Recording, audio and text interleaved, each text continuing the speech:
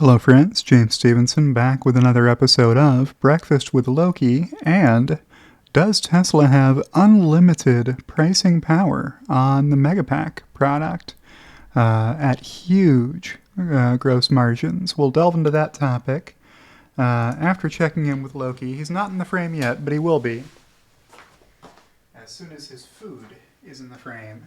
There's his food. Breakfast, Loki. Come on out, buddy. I got breakfast for you here now. Let me just hold this up in front of his condo. See? He didn't even realize I had done it. That's how smooth and stealthy I am with my movements. Little Loki didn't even realize. It is a challenge to keep him in the frame. That little dog, let me try and frame this up where I'll get him whether he's in bed or in front of his dog food bowl. Okay, and I will share my desktop with you and get to the topic of the day. It's okay, Loki. I'm not trying to take your food from you, buddy. Just trying to frame up the camera where people at home can see you right here while I talk about Tesla stuff. So I was tagged by Anthony Asprey, probably mispronouncing his last name, sorry about that, Anthony, who tweeted, "Great work, would love to hear from @ICannot_enough on this as well. James, any thoughts on this?" Wow, Loki is not interested in his food. I mean, it is a little early, but he'll probably come right back out and keep eating. So what was Anthony asking for my thoughts on? Well, it's another thread from Zero Sum Game 33, the same Twitter handle who you may recall had projections of 75 to 80% gross margins for Tesla Megapacks. And I just mentioned a couple of red flags that I saw. One of those was mentioning having an inside source at Tesla. That's not good. People have been charged with felony securities violations for having inside sources disclosing information to them that the company does not want disclosed, right? I'm not saying that's going on in this case. I'm just chatting. This is for entertainment purposes only, folks. Do your own research, not financial advice, etc. This account also says in their bio that they're making concentrated bets via call options / leaps with a current focus of Tesla. So this is somebody who's been buying call options in Tesla. And as many people pointed out, they have a name. Name is Mark Henry on LinkedIn. Okay, I'll get to the thread in just a minute, but I'm just recapping the previous video. That was one of the red flags, or that was two of the red flags.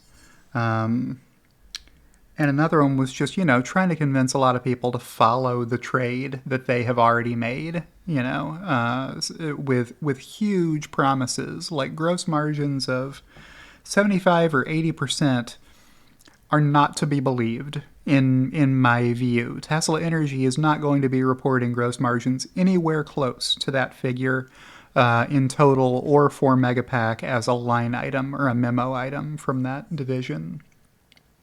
That's my expectation. Could I be wrong? I could be wrong.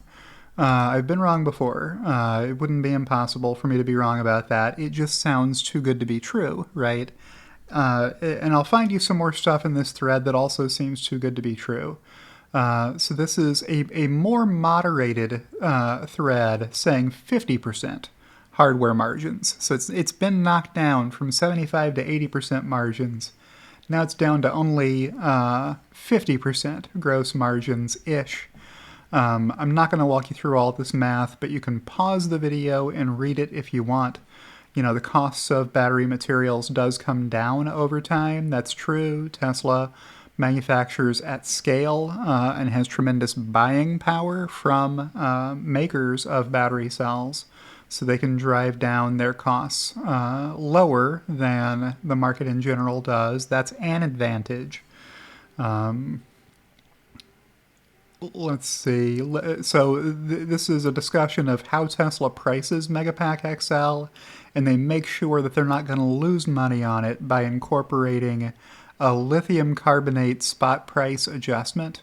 So if the price of lithium carbonate supply increases, then Tesla's cost of battery cells would increase. So they need to increase the price to pass that along to buyers of Megapak and Megapak XL, which again are these semi-trailers full of batteries, battery packs, and switches and inverters and electronics and software to manage utilities who utilize these as backup power for the energy they generate from power plants. If you buy enough of these trailer loads of batteries, they can act as a buffer on the amount of electricity you're producing, so you don't have to run the power plant 24 hours a day. Or if the duck curve, which is an expression in the industry for how the amount of electricity demanded by the grid changes by the hour through the course of the day. It ramps up during the day, it falls to a lower level overnight. You can help smooth that out if you have battery storage power and not need to produce a ton of excess power that gets wasted. So that's why utilities want to buy these things.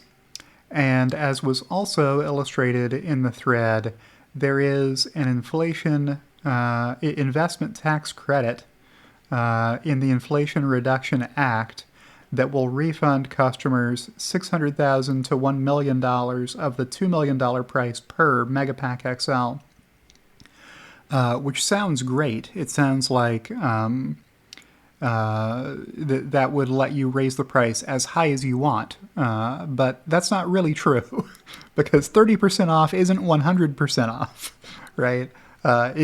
It's certainly better to get 30% off than it is to get 0% off. So that is an incentive to drive people to want to buy these this year as that incentive goes into effect. But it doesn't mean they're happy to buy no matter what the price is. There is a point at which they would buy from somebody else, right? And there's just a couple of extraordinary claims in here. Here's one. The project must satisfy the prevailing wage and apprenticeship requirements. And this account, this zero-sum game, I think it said Mark Henry on LinkedIn, claiming Tesla is the only U.S.-based end-to-end battery storage provider who not only provides the hardware but has its own laborers performing the installation. U.S. customers wanting the 30% tax credit will have to choose Tesla. Well, that's an extraordinary claim. I would expect there to be extraordinary evidence sourced to back up this claim.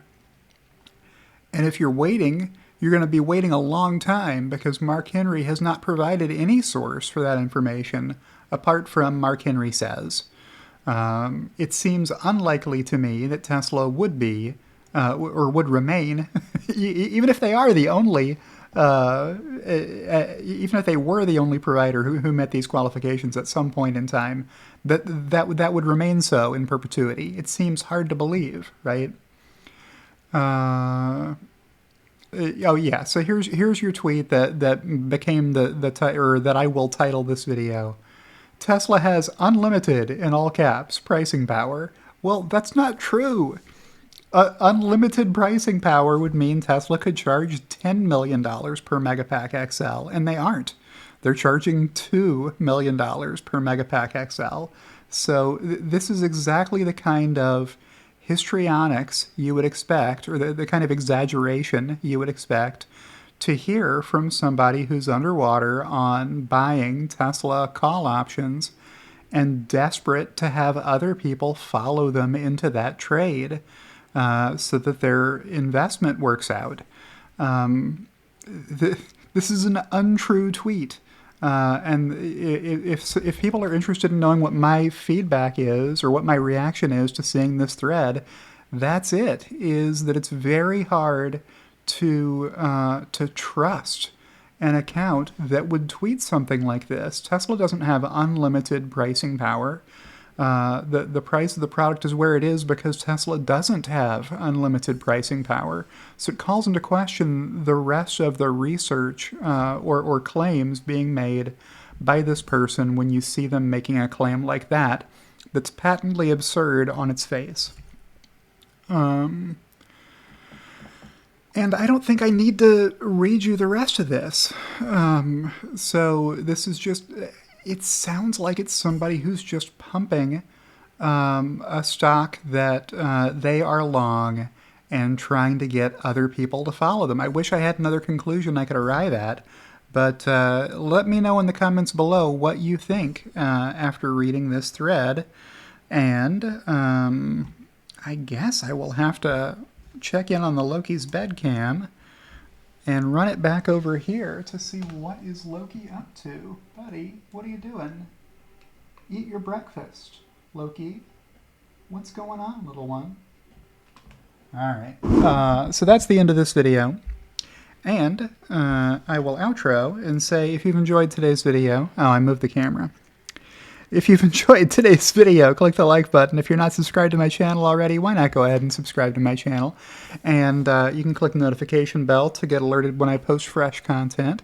Thank you to those who support me through Patreon or by joining my YouTube channel, especially Halter Ferguson Financial and Kathy Kitchler, my executive producers, and I will see you in the next one.